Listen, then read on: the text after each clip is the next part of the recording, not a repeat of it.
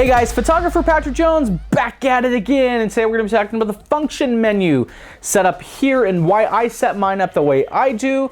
Now it may be completely different from the way you do it, but that's what I'm going to hopefully help you walk you through it if you don't know how. So let's talk about that really brief and short because it's super important and helpful when you're not fumbling around with clients trying to find that menu and that option in your function menu or in the main menu. So let's go ahead and talk about it. Let's get to it. So currently, this is the way I have mine set up. Let's get the focus here. Boom.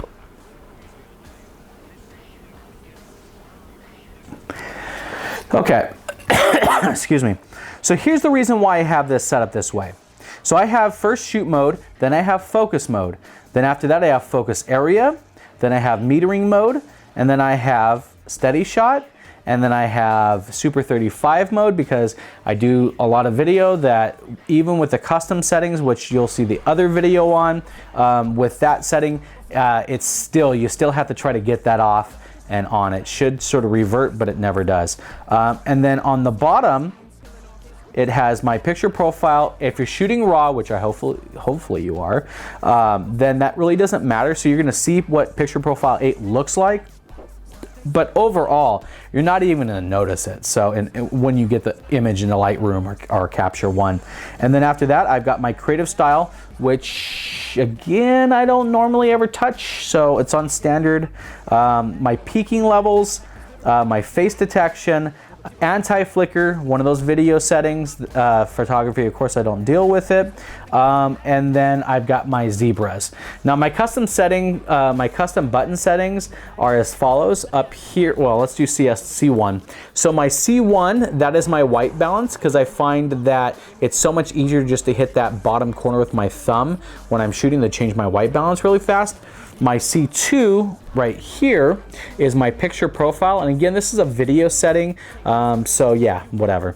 My C3, or the silent dial, I use this one for ISO changes in video, well, that's pretty much it. I don't really use it for photography, I don't need to.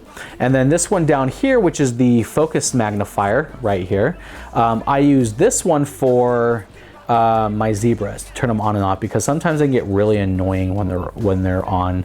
So when I'm usually doing photography, not really that big of a deal, but when I'm doing video, super important. So that little, I think they call it a focus button, focus check button, it actually is really beneficial to have it on as your zebras. So that's pretty much it. To get to it, you want to click the menu button, go to the excuse me, second camera, which, you know, with the A99 was always the video settings. In this case, it mixes everything in with everything. So go to the second camera setting, go down to function menu set. I mean, come on, pretty easy, right? And then in there, they have 2 pages. In those 2 pages, it has a upper and a lower. I mean, super easy. And those are the exact settings that I have set up on mine. And so let's go ahead and toggle boom over, and now you'll see the lower. Like, it's so rad. And in here, let's say we click that one. Let's say we go, let's back up, let's go 1, and then click in. There are all the options that you have to pick through. Like, there are so many options. So, and it goes on and on and on. So there we go. Boom. That's a lot of options. So that's pretty much it. If you have questions or need a more in-depth tutorial on how to set this up, just hit me up in the comments. I think this video should kind of give you an idea how to quickly access it and put a little bit of work into changing your own functions. But the reason why I set this up is so that way when I get in front of client photography or for video, that it's really fast and quick changes. That way I can keep my focus on the creative side, not the technical side. I want to zone that stuff out once I get locked in. So I'm photographer Patrick Jones. We'll see you later.